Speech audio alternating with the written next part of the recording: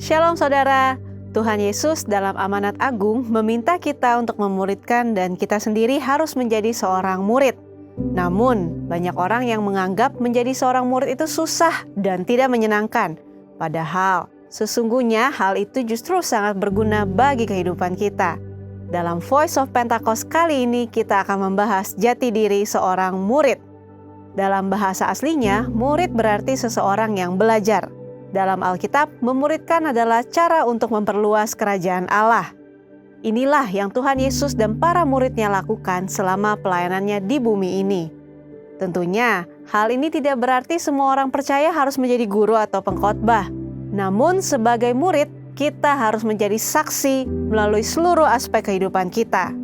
Penelitian yang dilakukan oleh Russell McCann dan Marcia Webb menunjukkan bahwa orang yang rajin membaca dan merenungkan firman Tuhan cenderung lebih setia kepada Yesus dan kuat menghadapi tantangan. Sesuai dengan firman Tuhan yang berkata bahwa iman timbul dari pendengaran akan firman Tuhan. Jadi, kita harus lebih banyak membaca dan merenungkan firman Tuhan agar pola pikir dan iman kita lebih kuat dalam menghadapi pergumulan hidup kita. Selain itu, kita juga dihadapkan dengan bahaya pengajaran sesat sebagai pola serangan iblis yang dipakai sejak di Taman Eden hingga akhir zaman. Karena iblis adalah bapa pendusta dan metodenya adalah dengan tipu muslihat. Tipu muslihat harus dilawan dengan pedang roh yaitu firman Tuhan. Namun ada orang-orang Kristen yang tidak terlalu suka dengan pengajaran karena dianggap sebagai sesuatu yang rumit dan membosankan. Akibatnya ada orang Kristen yang menganggap pengalaman rohani lebih penting daripada pengajaran. Mari kita renungkan ilustrasi ini. Mana yang Anda pilih? Melihat sebuah laut dari tepi pantai atau melalui sebuah peta? Berada di tepi pantai dan melihat laut secara langsung tentu memiliki kesan yang menyenangkan dibandingkan saat melihatnya melalui sebuah kertas. Pengalaman rohani sama seperti melihat laut secara langsung, namun dengan peta kita dapat menyeberangi lautan karena dibuat berdasarkan pengalaman banyak orang. Pengajaran sama seperti peta, sepertinya membosankan, tetapi pengajaran disusun oleh orang-orang yang sudah mengalami banyak pengalaman rohani, sehingga memiliki perspektif yang lebih luas dibandingkan pengalaman rohani pribadi kita. Jadi, pengalaman rohani dan pengajaran sama pentingnya. Asumsi lainnya adalah menganggap pengajaran sebagai sumber perpecahan gereja. Namun, ketika berhadapan dengan pengajaran yang bertentangan dengan Alkitab, maka perpecahan bukan suatu keburukan. Albert Mohler menggunakan istilah theological triage untuk menentukan tingkat kekritisan sebuah pengajaran.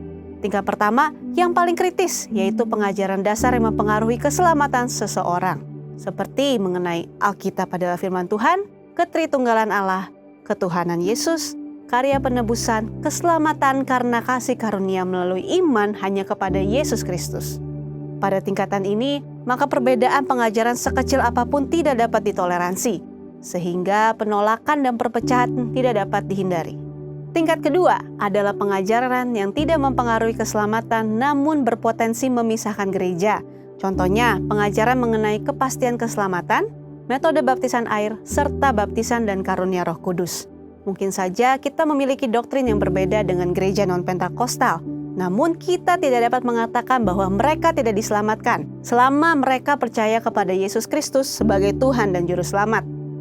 Tingkat ketiga, pengajaran yang berbeda namun tidak esensial untuk memisahkan gereja, seperti pengajaran mengenai urutan peristiwa Second Coming dan akhir zaman. Tanpa mengenali tiga tingkatan tersebut, maka perbedaan kecil dapat menimbulkan perpecahan. Atau di sisi lain, ada kompromi yang berbahaya terhadap pengajaran yang tidak sesuai dengan kebenaran firman Tuhan. Lalu, apa yang harus kita lakukan untuk menjadi seorang murid yang sejati?